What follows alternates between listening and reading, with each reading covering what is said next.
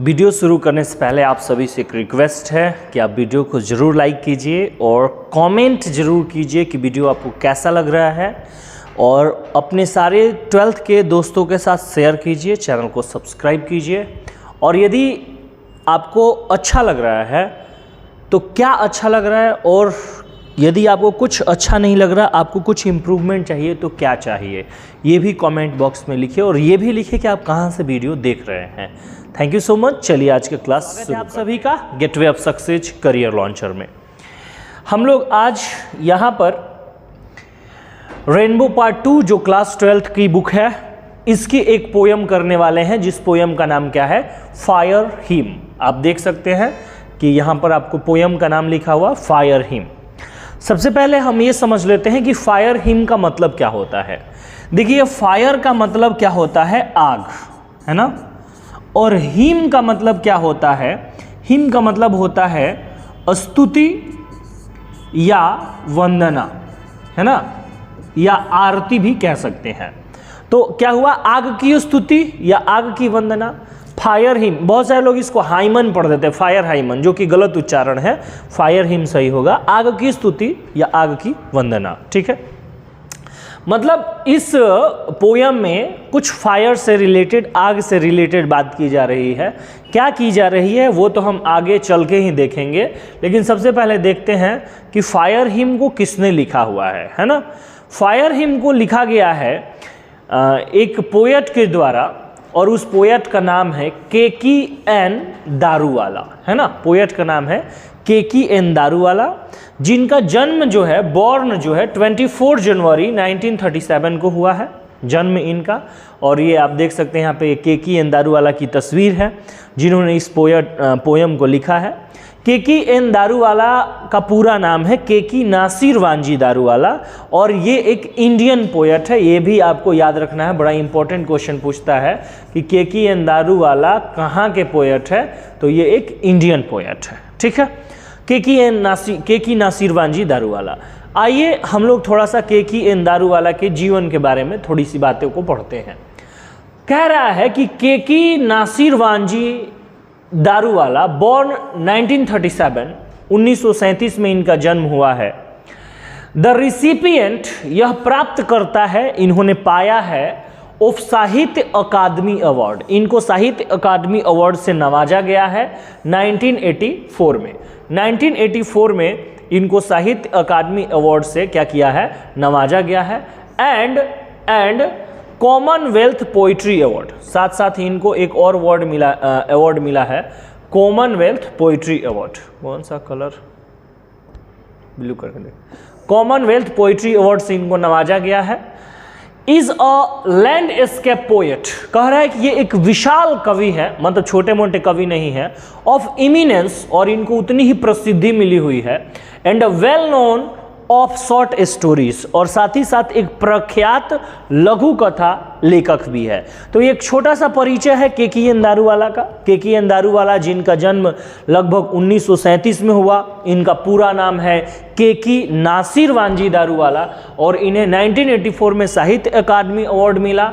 उसके बाद इनको कॉमनवेल्थ पोएट्री अवार्ड भी मिला, और ये एक बहुत ही बड़े और विशाल पोएट है, और पोएट के साथ साथ ये एक बहुत ही प्रसिद्ध शॉर्ट स्टोरी राइटर भी है।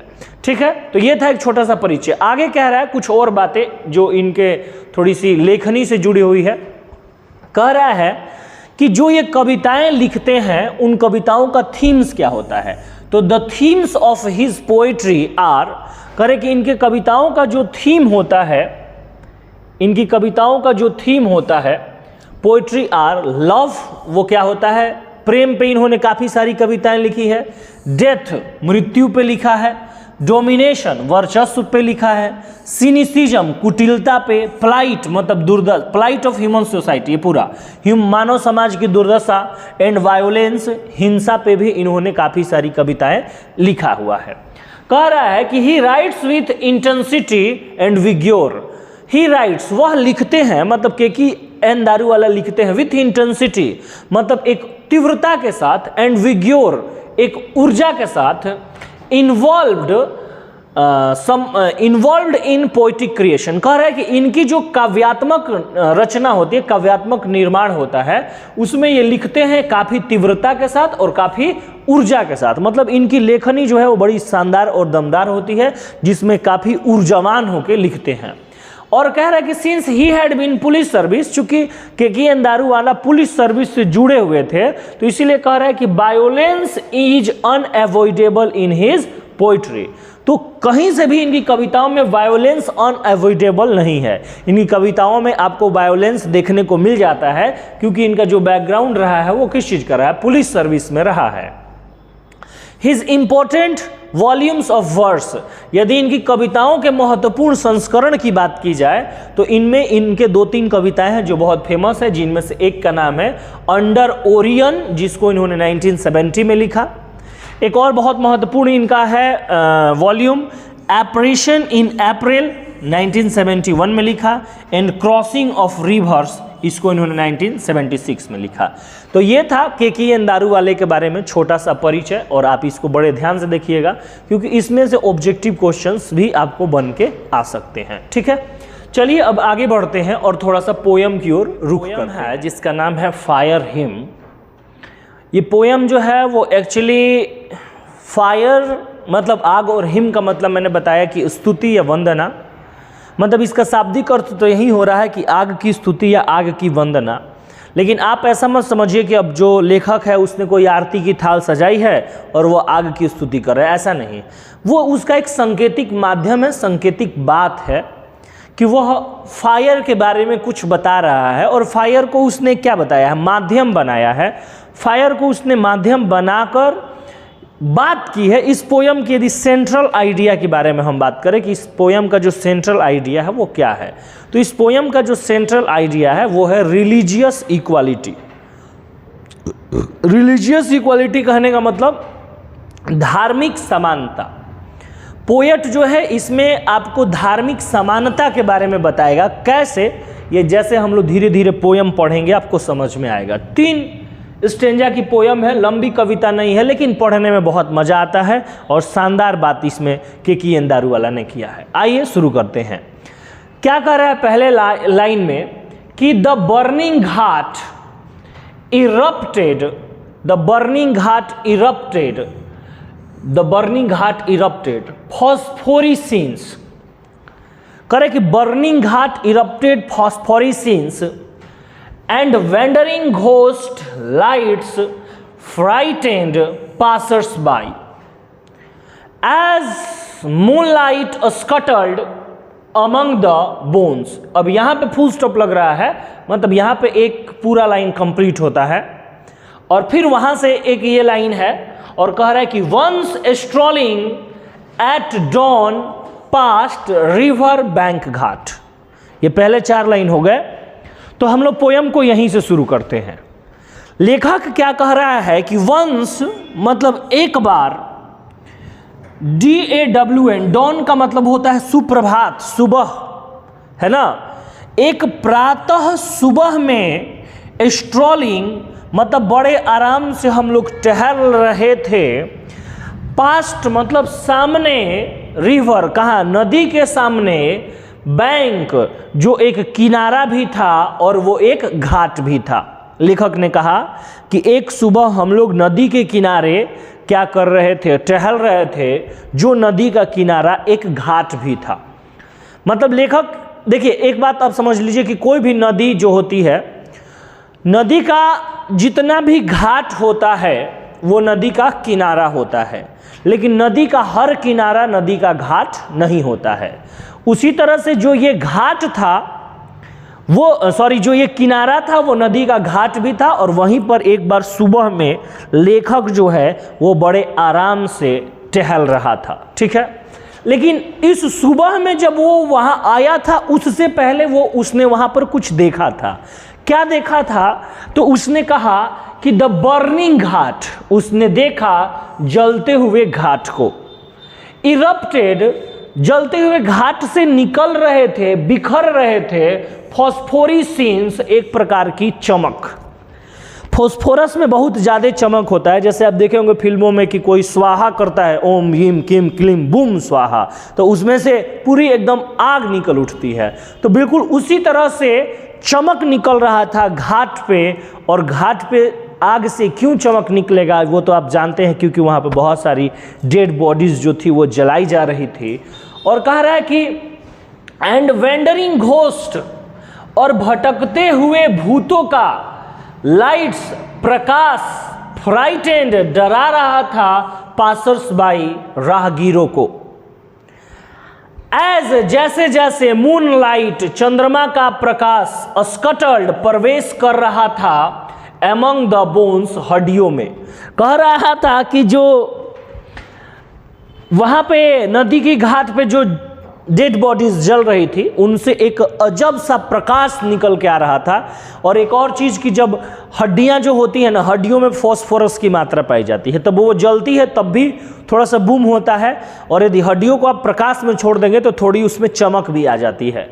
तो कह रहा है कि जो वहाँ पे घाट पे जल रहा था डेड बॉडीज, उनसे जो प्रकाश निकल रही थी, उस प्रकाश से जो नज़ारा निकल रहा था वो ऐसा लग रहा था कि वेंडरिंग घोस्ट, आसपास जो है वो भूत जो है और भटक रहे हैं। और यह नज़ारा जो था वो वहाँ से आने वाले जाने वाले राहगीरों को बड़ा भयभीत कर रहा था, डरा रहा था। और यह घटना हम लोगों ने देखा जब हम लोग टहल रहे थे एक बार नदी के किनारे, और वो नदी का किनारा जो था वो एक घाट भी था। पहला ये दृश्य लेखक ने हम लोगों के सामने रखा है। आगे बढ़ेंगे तो लेखक कह रहा है कि वी शॉ, हम लोगों ने देखा। अब देखिए बेटा, यहां पर लेखक ने क्या कहा कि वी शॉ, हम लोगों ने देखा। अब यहां पर लेखक ने यूज किया है वी शब्द का यूज किया, मतलब लेखक वहां पे अकेले नहीं टहल रहा था, बल्कि उसके साथ जो है और भी वहां पर कोई लोग थे जो उसके साथ वहां पे क्या कर रहे थे, टहल रहे थे। तो कह रहा कि वी सॉ, हम लोगों ने देखा, इम्बर्स का मतलब होता है अंगारों को, जलते हुए कोयले को। मतलब जो वो बॉडीज जल रही थी उसमें से जो अंगारे निकल रहे थे उसको हम लोगों ने देखा। लूजिंग, जो खो रहा था, देयर क्रूएल रेडनेस, अपनी क्रूर लाली को। मतलब जैसे आप देखे होंगे कि जब कोयला जलता है तो कोयले में से क्या होता है, कोयला जब जल रहा होता है तो पूरा उसमें से पूरा प्रकाश दिखता है, लाल हो जाता है। लेकिन जब कोयला बुझने लगता है तो धीरे धीरे धीरे उसकी लालिमा उससे क्या होती है, खत्म होती है। तो जो जल रहा था वहां पे बॉडीज, अब उसमें से क्या हो रहा था कि उसका आग जो था वो धीरे धीरे शांत हो रहा था। उस आग की लालिमा जो थी वो धीरे धीरे क्या हो रही थी, समाप्त हो रही थी। और कह रहा है कि समाप्त होकर टू द ग्रे एस, बदल रही थी किस चीज में, भूरे राख में। टू द ग्रे एस, बदल रही थी भूरे राख में। और कह रहा है कि दैट, कह रहा है कि उस आग में इतना ज्यादा ताकत था, स्वेलोज, कि वह निगल जाती, ऑल, सब कुछ निगल जाती, जितना भी बॉडीज उसमें जल रहा था वो सब कुछ निगल जाती। लेकिन क्या किया कि हाफ कुक्ड लिम्स, हमने वहां पर देखा आधे जले हुए हाथों को और पैरों को। कह रहा है कि वहां पे जब हमने देखा तो जो वहां पे आग थी वो अपनी लालिमा को खो रही थी, और खोने के साथ साथ वो धीरे धीरे भूरे कलर के राख में परिवर्तित हो रही थी। लेकिन उसमें इतनी ताकत थी कि वो सब कुछ निगल जाती। लेकिन इसके बावजूद भी हम लोगों ने वहां देखा हाफ कुक्ड लिम्स, आधे जले हुए हाथों को और पाँवों को। कह रहा है कि बोर, मतलब ये पास्ट की घटना है, इसलिए बोर बोल रहा है। बोर मतलब हम लोग क्या हुए, बोर विटनेस, हम लोग गवाह बने टू द फायर्स, आग के, डिबॉचरी, अनैतिक व्यवहार का, आग के अयासीपन का। अब लेखक ने यहां पर आग का डिबॉचरी किसे कहा है, मतलब लेखक ने जब उस डेड बॉडी को देखा जिसे आग जला रही थी और वो उसे पूरा नहीं जला पाती है, उसमें से कुछ पार्ट हाफ कुक्ड रह जाते हैं, आधे जले हुए रह जाते हैं, तो लेखक जो है इसे बड़ा ही खराब मानता है। और वो कहता है कि ये आग की डिबॉचरी है, ये आग का अनैतिकपन है, क्योंकि वो चाहती तो सब कुछ जला सकती थी लेकिन वो आधे शरीर को नहीं जला पाई है। ये लेखक ने दूसरा दृश्य हमारे सामने रखा है। अब जरा आगे देखिएगा। अभी तक आपको बस एक सीन मिला, उस एक सीन के बाद ये दूसरा सीन मिला, लेकिन अभी तक आपको एक क्लू नहीं मिला होगा कि आखिर किस तरह से ये कविता जो है वो हमें कहाँ लेकर जा रही है। उस बात को भी जरा देखेंगे कि आखिर कविता का मूल भाव क्या है। तो अगले स्टेंजा को देखिए। तभी लेखक कह रहा है कि माई फादर सेड, मेरे पिता ने मुझसे कहा। माई फादर सेड, मेरे पिता ने मुझसे कहा, मतलब अब इससे पहले वाले स्टेंजा में लेखक ने कहा था ना कि वी शॉ इम्बर्स, तो वहां पे उसने वी यूज किया था, मतलब लेखक और उसके पिता वो दोनों उस घाट पे घूमने हुए गए थे। और जब ऐसा दृश्य देखा उसके पिता ने, तो उसके पिता ने कहा, यू शी, देखो तुम, दोज हाफ बर्न्ट फिंगर्स, उस आधे जले हुए उंगलियों को। उसके पिता ने अपने बेटे से कहा कि देखो तुम उस आधे जली हुई अंगुलियों को, एंड बोन स्टब्स, और हड्डी के टुकड़ों को जो पूरी तरह से जल नहीं पाए हैं। The fire eight times forgets it's dead, आग कभी कभी अपने मृत को भूल जाती है जलाना। उसके पिता ने दिखाया उसके बेटे को, और ऐसे करके देखो आग जो है वो कभी कभी भूल जाती है पूरे मुर्दे को जलाना, आधी चीजों को जलाई है। और ये कहते कहते उसके पिता ने कहा कि a Zoroastrian I my child fingers clenched, और ये कहते हुए उसने अपने बेटा का उंगली पकड़ा था, उसको दबाया जोर से और कहा कि अ जोरोस्ट्रियन आई माई चाइल्ड, हम तो पारसी हैं मेरे बच्चे। मतलब अभी आपको यहाँ पे पूरी कविता स्पष्ट होती हुई दिखाई दे रही थी, क्योंकि केकी एन दारूवाला जो थे वो एक जोरोस्ट्रियन फैमिली से थे, एक पारसी धर्म से थे। और पारसी धर्म के जो लोग होते हैं वो अपने डेड बॉडीज को जलाते नहीं हैं। जिस धर्म के लोग डेड बॉडीज को जलाते हैं ये उन पे व्यंग करते हुए कहते हैं कि देखो आग कभी कभी अपना अनैतिक व्यवहार कर देती है और वो मुर्दों को पूरी तरह से नहीं जलाती है, लेकिन तुम चिंता मत करो क्योंकि हम लोग पारसी हैं मेरे बच्चे। मतलब हम लोगों के धर्म में इस तरह से डेड बॉडी को जलाया नहीं जाता है। और ये बात कहते हुए उसने अपने बेटे की उंगलियों को क्या किया, दबाया। जैसे कि जब कोई भी बच्चा जो है, छोटा बच्चा अपने माँ बाप के साथ घूमने जाता है तो माँ बाप उसका हाथ पकड़ लेते हैं और बच्चा अपना मस्ती में घूमते हुए जाता है। जैसे ही आगे सामने कुछ गाड़ी घोड़ा या कुछ भी आता है तो माँ बाप क्या करते हैं, अपने बेटे को तुरंत जोर से उसके हाथों को दबा देते हैं। बेटा समझ जाता है, बच्चा समझ जाता है कि माँ बाप ने ब्रेक लिया है और बच्चा रुक जाता है। फिर जैसे ही माँ बाप उसे ढीला करते हैं, बच्चा सोच लिया कि माँ बाप ने एक्सीलेटर लिया है और बच्चा चलना शुरू कर देता है। बिल्कुल उसी तरह से उसके पिता ने उसकी उंगलियों को पकड़ा हुआ था और उसकी उंगलियों को दबाते हुए कहा, देखो देखो आग को, इसने आधी डेड बॉडी को जलाया है, आधे को छोड़ दिया है, लेकिन तुम चिंता मत करो क्योंकि हम लोग किस धर्म के हैं, पारसी धर्म के हैं। और ये बात कहते हुए उसने उसकी उंगलियों को दबाया into a little knot of pain. और लेखक यहाँ पर कह रहा है कि उसकी उंगलियों पर एक दर्द का एहसास हुआ। ये वास्तव में यही दर्द का एहसास जो है वो जो लेखक को उस समय हुआ था, और वो हुआ था रिलीजियस इनइक्वालिटी की, धार्मिक असमानता की। क्योंकि उसके पिता जो थे वो एक प्रकार के ऐसा तस्वीर पेश कर रहे थे अपने बेटे के सामने कि हमारा धर्म जो है वो किसी से सुपीरियर है।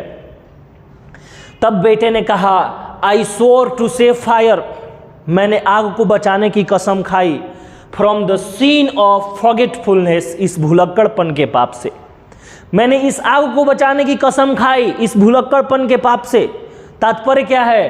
तो लेखक कह रहा है कि मतलब कि ये जो आग है ये कभी कभी मुर्दों को जलाना भूल जाती है, इससे बचाने के लिए मैंने कसम खाया। मतलब हम लोग तो पारसी हैं तो हमें तो जलाना नहीं पड़ेगा, और इस बात की हम लोगों ने क्या किया, हमने कसम खाया। लेकिन अगले स्टेंजा में कह रहा है लेखक, इट नेवर फॉरगॉट, ये जो घटना हुई इसको मैं कभी भी भूल नहीं पाया।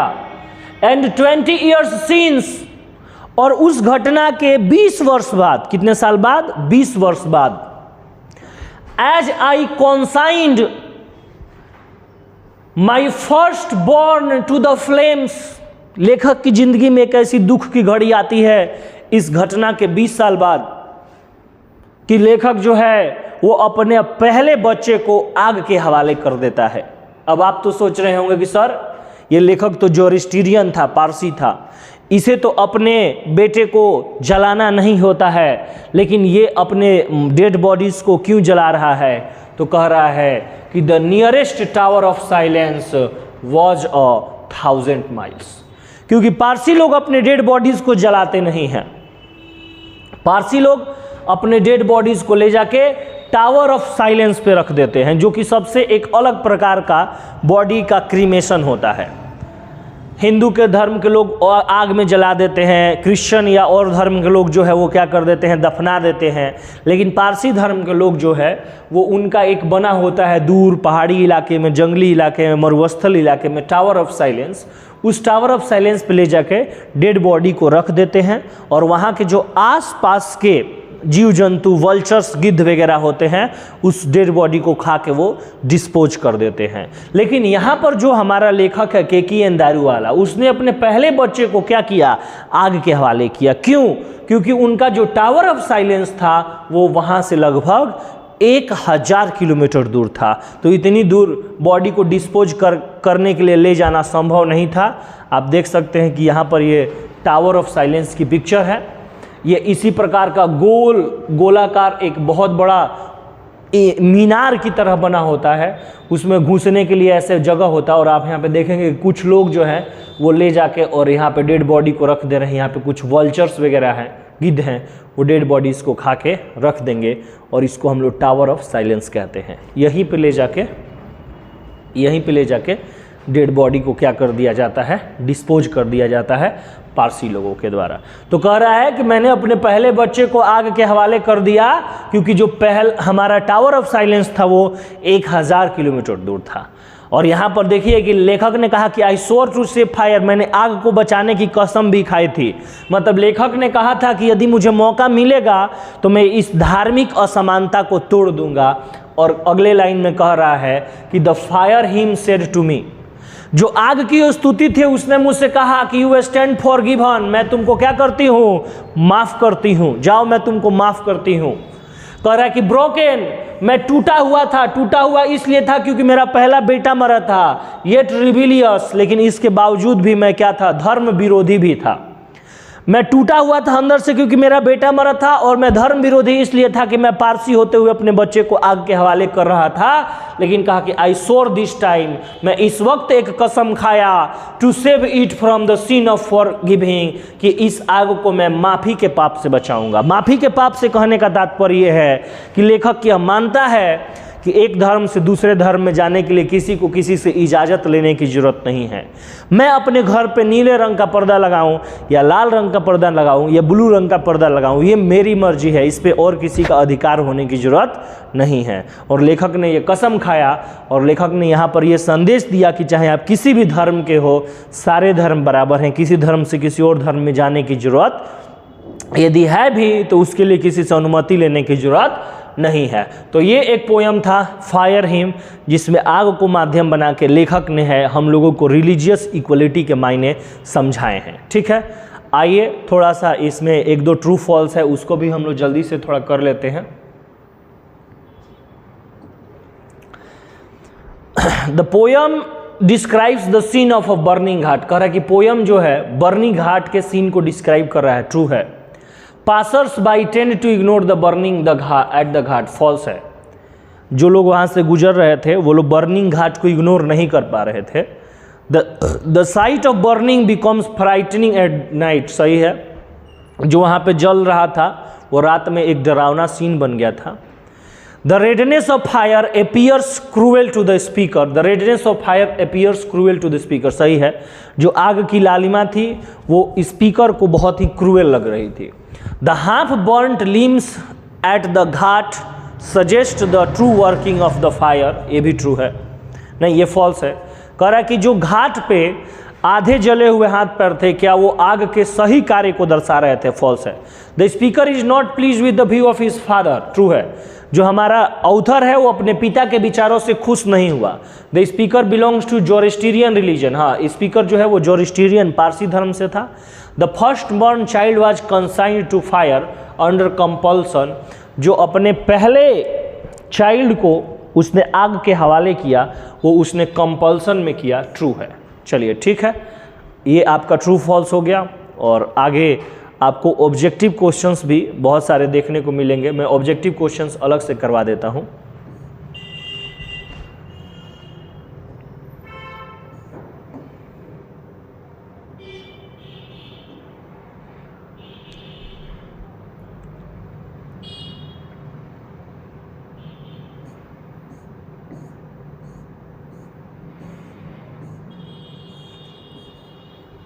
Objective type questions. Keki N Daruwalla is an कहाँ के पोएट थे? इंडो एंग्लिकन पोएट, या आप इसे इंडियन पोएट भी कह सकते हैं। Fire hymn is written by Keki N Daruwalla. Keki N Daruwalla was Keki N Daruwalla धर्म से क्या थे? या तो आपका ऑप्शन में पारसी रहेगा या जोरिस्टीरियन रहेगा, दोनों में से कोई भी आपके रह सकता है। ठीक है, आगे बढ़ते हैं। What is the full name of Keki N Daruwalla? तो केकी एन दारूवाला का पूरा नाम है Keki Nasir Vanji Daruwalla. Keki N Daruwalla has got the award. Keki N Daruwalla को 2 अवार्ड मिला, एक साहित्य अकादमी अवार्ड मिला 1984 में और कॉमनवेल्थ पोइट्री अवार्ड भी मिला। When did Keki N Daruwalla get Sahitya Akademi award? 1984। आइए, it was the blanks of the poet. Poet के साथ वहां पे घाट पे कौन गया था? तो पोएट के साथ घाट पर जो है वो उसके पिताजी गए थे, father. Consigning his new born son to flames to place, कितने साल की घटना है? 20 years ago. The burning ghat erupted phosphorescence is taken from, यह लाइन किस कविता की लाइन है? फायर हिम की। Keki N Daruwalla consigned his firstborn child to the flames for cremation because the nearest tower of silence was 1000 miles away. Who has violated the tradition of his religion by cremating? Keki N Daruwalla. Keki N Daruwalla ने जो उसका tradition था उसको तोड़ा था। Tower of silence जो है वो किस धर्म से रिलेटेड है? टावर ऑफ साइलेंस जो है वो पारसी धर्म से रिलेटेड है, जोरोस्ट्रियन धर्म से रिलेटेड है। 13 नंबर जो क्वेश्चन है उसमें कह रहा है कि द क्रेमेशन ऑफ डेड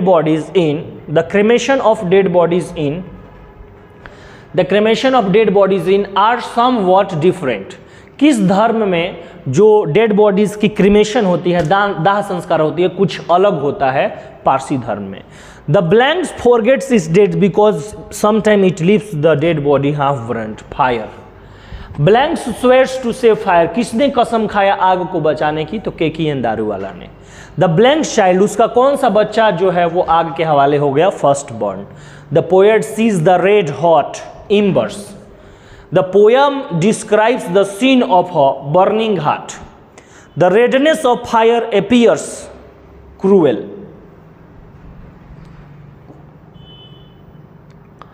आगे कह रहा है Who the poet was talking with at dawn. उसके पिताजी थे। Why is the poet rebellious? Because he has lost his child. नहीं, देखिए ये वाला क्वेश्चन 21 नंबर है, उसमें आप सुधार लेंगे। Because he is against his religion, है ना। पोएट इसलिए रिबिलियस हो गया था, विद्रोही हो गया था, क्योंकि वो अपने धर्म के विरोध चला गया था। What is tower of silence? तो correct, a place where Parsi dispose of the dead bodies is called tower of silence. तो ये थे कुछ 22 ऑब्जेक्टिव क्वेश्चंस। बाकी इस चैप्टर्स के आपको क्या बोलते हैं, ये फिल इन द ब्लैंक्स भी है और शॉर्ट क्वेश्चंस भी आपको देखने को मिलेंगे, जिस पे हम अलग से एक वीडियो बनाएंगे शॉर्ट क्वेश्चंस पे और उसको हम लोग डिस्कस कर लेंगे। चलिए आज की क्लास में इतना ही, बाकी हम लोग अगले दिन मिलेंगे एक नए पोइट्री के साथ। तब तक आप लोग अपना बहुत ख्याल रखिए और यदि वीडियो अच्छी लगी हो तो अपने दोस्तों के साथ शेयर कीजिए, लाइक ज़रूर कीजिएगा और चैनल को सब्सक्राइब कीजिएगा। थैंक यू सो मच, मिलते हैं नेक्स्ट वीडियो।